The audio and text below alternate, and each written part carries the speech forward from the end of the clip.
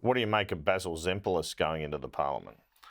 Well, I've worked pretty closely with Basil as the Lord Mayor of the City of Perth, which is within my federal electorate of Perth. I think he has had his first taste of true democratic politics. Obviously, our councils here don't have compulsory voting.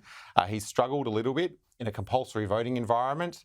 I don't think he had the best night last night. I think last night for Basil was supposed to be his second try at mounting a leadership pitch to his colleagues. Not many of them, but the colleagues that are there. But we didn't see that. Instead, he was struggling to hang on. And a huge shout out to Christine Tonkin. I mean, she won Churchlands in 2021 and no one thought she could. She's had a great team in her office across the 4 years. They put everything into trying to make sure that her campaign team could hang on for one extra term, I should say. And they gave Basil a real fight. And again, that just shows never concede a single seat. There were problems too with the WA Electoral Commission and large queues at polling booths. Oh, look, there are some serious questions to be answered by the Western Australian Electoral Commission and the Commissioner.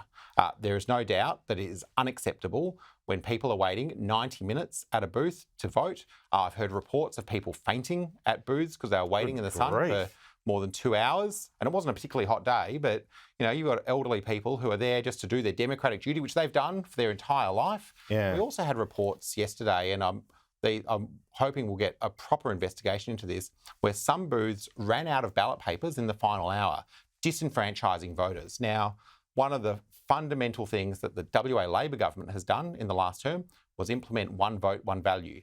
Now, if the Commission can't ensure that every voter gets to have their say when they rock up at a booth, they've failed. They've got one job every 4 years. If they can't do that one job every 4 years, they've got serious questions to answer. The Liberals here campaigned on health. I mean, you're doing the same federally. Some irony there, isn't there?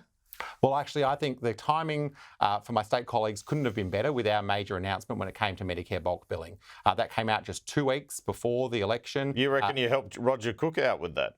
Oh, look, I know from my work, door knocking, being on pre-poll, indeed some of my state colleagues reached out to me and said that bulk billing announcement made a real difference. It was really welcomed. We do know that here in Western Australia, we need to get our bulk billing rates up, and people do want to be able to see a GP for free. That's what we've put on the table, and it's been welcomed. Even though Peter Dutton's matched it, it's still been a benefit to you politically. Well, I mean, Peter Dutton can follow all he likes, but the reality is I think even your viewers would know the people who build and invest in Medicare, it's always Labor.